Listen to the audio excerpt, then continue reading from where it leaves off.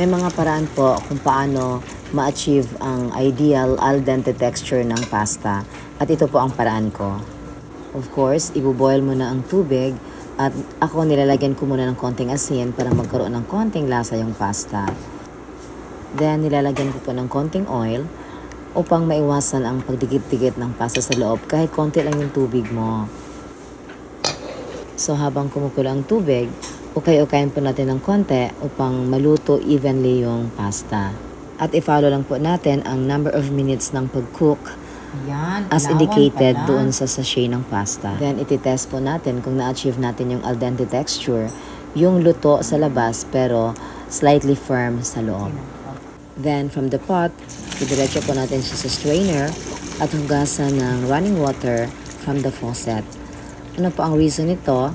Kailangan po nyo lumamig kaagad para hindi ma-overcook yung ating pasta.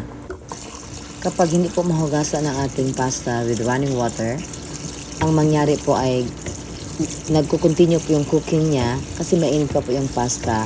So, tendency is ma-overcook siya and then magiging starchy na yung ating pasta. So, ayan, hugasan lang ang hugasan hanggang sa lumamig completely ang ating pasta.